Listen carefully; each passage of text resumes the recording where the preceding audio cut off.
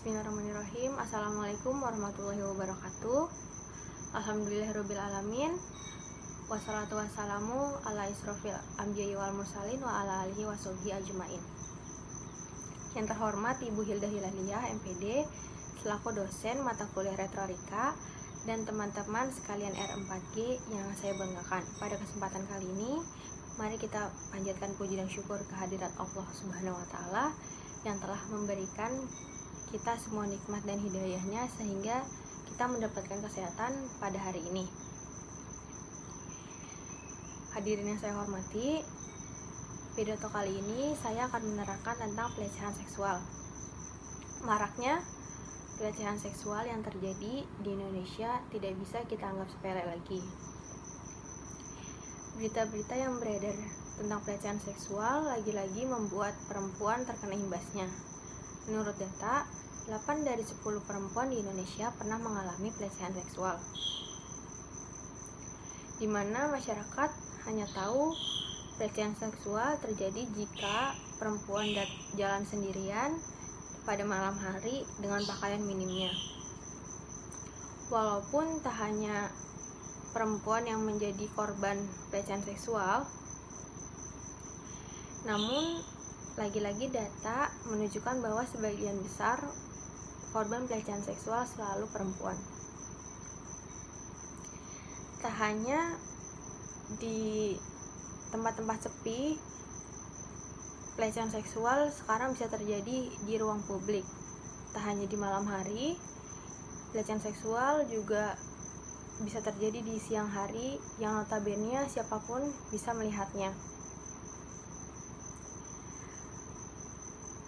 Pelecehan seksual yang terjadi di ruang publik itu misalnya di jalanan umum, di angkutan umum, di sekolah, di kampus, bahkan di rumah, di tempat yang kita anggap, yang semua orang anggap adalah tempat yang paling aman, malah menjadi sarang pelecehan seksual yang tidak dapat kita duga.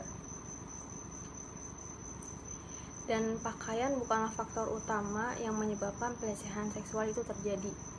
Tak jarang perempuan yang berpakaian serba tertutup tetap terjamah oleh para pelaku pelecehan seksual.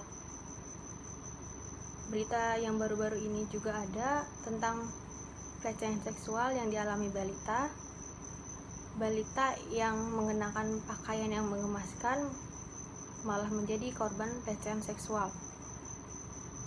Tak hanya orang asing, keluarga atau orang-orang yang kita percayai dapat saja menjadi pelaku bahkan korban pelecehan seksual. Hadirin yang saya banggakan,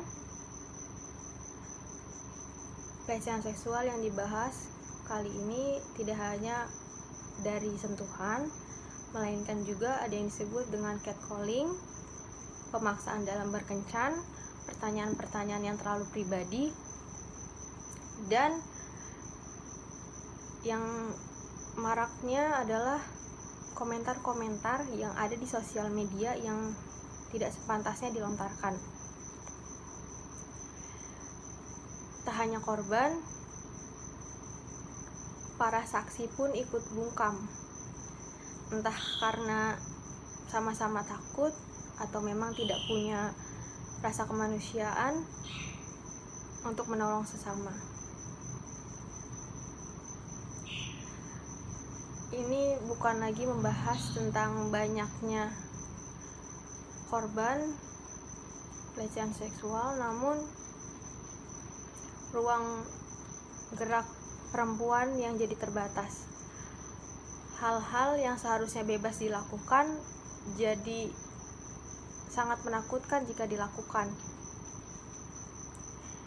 dan tidak seharusnya perempuan merasakan hal tersebut, dimana merasakan rasanya dikekang padahal kita bisa melakukan apa yang kita mau.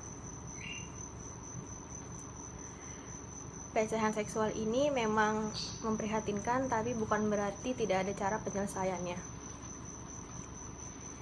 Tak hanya korban yang berdiri dalam mendapatkan keadilan untuk dirinya sendiri, para masyarakat pun seharusnya ikut bertanggung jawab untuk menciptakan kehidupan yang lebih baik, yang aman dari pelecehan seksual.